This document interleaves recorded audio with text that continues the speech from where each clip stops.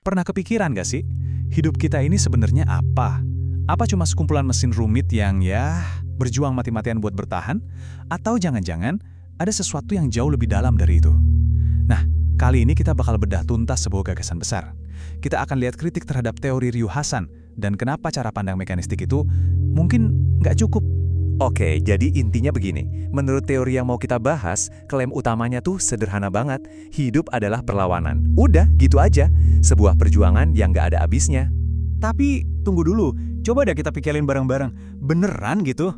Apa iya kata perlawanan itu pas buat ngegambarin apa yang sebenarnya terjadi di dalam tubuh kita di level sel gitu? Oke, biar ngerti kritiknya, kita harus paham dulu nih dasarnya. Jadi, pandangan mekanistik itu ngelihat hidup kayak mesin super canggih.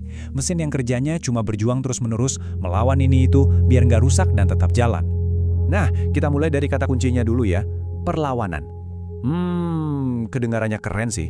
Tapi, ini beneran istilah ilmiah? Atau jangan-jangan cuma kiasan aja ya? Nah, ini dia poin pentingnya. Begitu kita dengar kata perlawanan, otak kita langsung mikir, pasti ada seseorang yang melawan kan? Ada subjek yang sadar, yang punya niat, aku harus bertahan hidup gitu. Tapi pertanyaannya, emang sel di tubuh kita punya niat? Apa dia sadar ngambil keputusan buat berjuang? Coba deh, lihat perbandingannya. Di satu sisi, kita punya perlawanan. Ini asumsinya ada kesadaran, ada niat.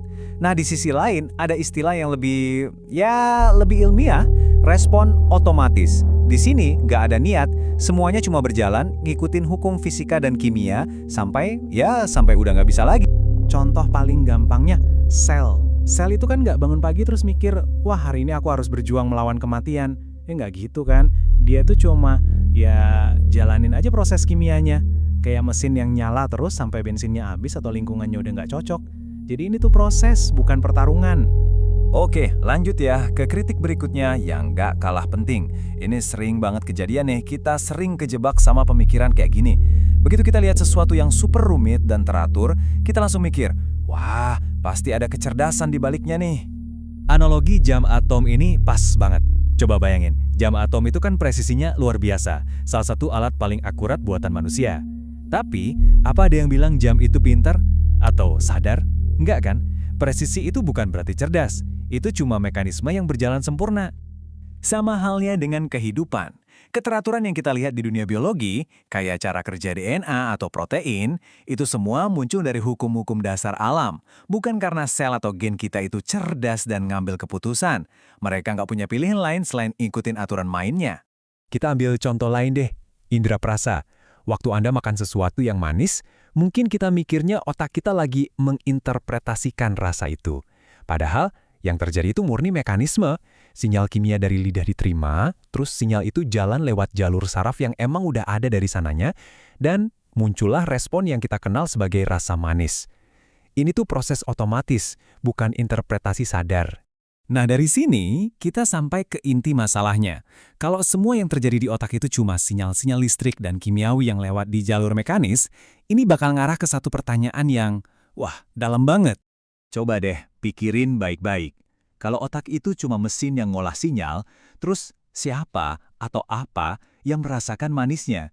Mesin kan bisa proses data gula, tapi yang ngalamin enaknya rasa manis itu siapa? Pengalaman itu sendiri adanya di mana? Jawaban dari sudut pandang mekanistik murni kalau kita tarik sampai ke ujung logikanya, jujur agak bikin kaget. Jawabannya adalah, nggak ada siapa-siapa, nggak ada entitas yang ngalamin itu. Dan disinilah letak kelemahan terbesarnya. Teori mekanistik ini jago banget ngejelasin gimana prosesnya berjalan, tapi dia sama sekali nggak bisa jawab kenapa ada pengalaman subjektif yang kita rasain. Jadi dia bukannya mencahin misteri kesadaran, tapi cuma, ngegeser masalahnya ke tempat lain, dilempar gitu aja. Di dunia filsafat, ini ada namanya loh, kesalahan kategori. Ini tuh kayak kita nyoba ngejelasin indahnya musik cuma dengan ngomongin getaran udara. Ya, kita ngejelasin mekanismenya, tapi esensinya, pengalamannya, hilang total. Sama aja kayak nyoba ngejelasin kesadaran, pengalaman aku cuma pakai istilah sel dan neuron. Atau ibaratnya nih, kayak nyoba ngukur cinta pakai timbangan kilogram. Nggak nyambung kan? Karena itu dua hal dari kategori yang beda, Bang. Oke, jadi kesimpulannya gimana nih? Mari kita rangkum semuanya. Posisi pandangan mekanistik ini di mana? Dan ada nggak sih alternatifnya? Nah, tabel ini ngerangkum semuanya dengan jelas. Kekuatannya, jelas, pandangan mekanistik itu bagus banget buat ngejelasin gimana cara kerja sistem biologis. Tapi kelemahannya, wah ini fundamental banget. Dia nggak bisa jawab kenapa ada pengalaman subjektif. Kesadaran itu datangnya dari mana? Dan kenapa juga hukum alam ini bisa begitu presisi? Semua itu, nggak terjawab. Karena itulah, kritik ini nawarin sudut pandang yang lebih dalam.